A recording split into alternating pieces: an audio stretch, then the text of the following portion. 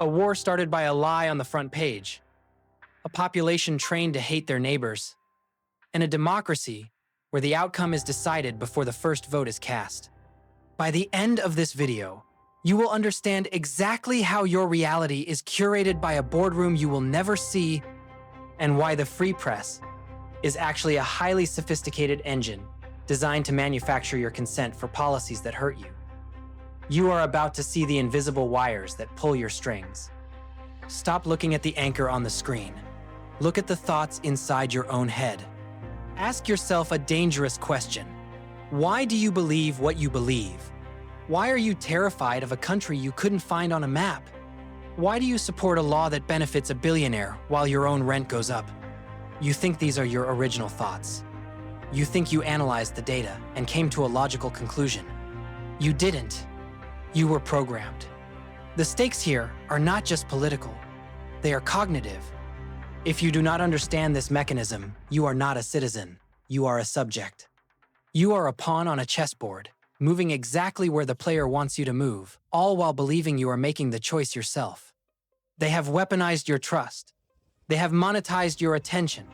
And they have ensured that no matter which channel you watch, the house always wins.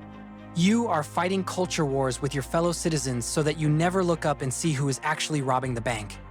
To understand how they hack democracy, we have to look at the propaganda model. It is not a conspiracy theory involving men in dark rooms. It is a market system. It operates through 3 filters. Step 1 is the setup, the illusion of choice. In 1983, 90% of American media was owned by 50 companies. Today, that same 90% is owned by 6. 6 corporations control almost everything you read, watch, and hear. They act like rivals. They pretend to hate each other.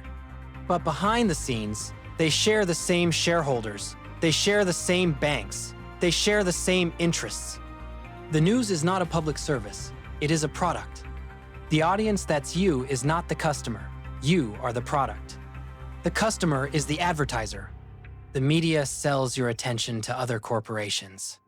Therefore, the news can never challenge the corporate structure because the corporate structure pays the bills. They will never bite the hand that feeds them. Step 2 is the trick, the official source. Journalists are lazy, and they are underfunded. They need content every single day to fill the 24-hour cycle. Where do they get it? They get it from the Pentagon. They get it from the White House press secretary. They get it from corporate PR departments. This creates a deadly dependency. If a journalist asks a tough question, they lose access. They get cut off. Their career dies. So they become stenographers. They simply repeat what the powerful tell them. If the State Department says country X is a threat, the news repeats it as fact. They don't investigate. They amplify. This creates an echo chamber where official lies become historical truth simply because they were repeated on every channel simultaneously. Step 3 is the proof. You want the smoking gun? Look at the invasion of Iraq in 2003. The entire media establishment from the liberal New York Times to the conservative Fox News sang the same song. They told you there were weapons of mass destruction. They told you the threat was imminent.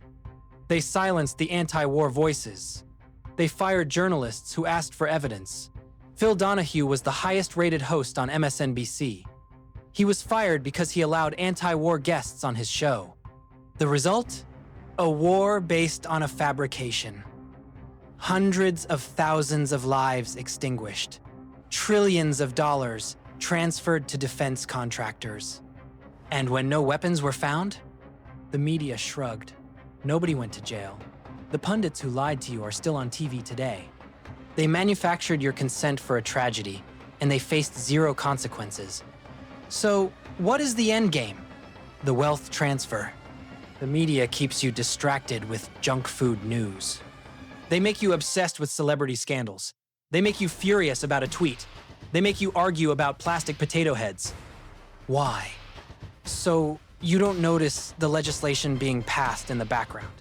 While you were arguing about a culture war issue, the tax code was rewritten to benefit the ultra-wealthy. While you were scared of a migrant caravan, environmental regulations were gutted for oil companies. The elite get the policy outcomes they want. The defense contractors get their war contracts. The pharmaceutical companies get their patent protection. And you get the rage. You get the confusion. You get a society so divided that it cannot organize to protect its own interests. They divide the population into tribes, knowing that as long as the poor are fighting the poor, the rich are safe. The most effective form of censorship is not the policeman with a baton. It is the illusion of a free debate. They allow you to argue about the margins, but they strictly control the center. They determine what is acceptable to talk about and what is insane. You think you are free because you can choose between Channel A and Channel B, but both channels are owned by the same hedge fund.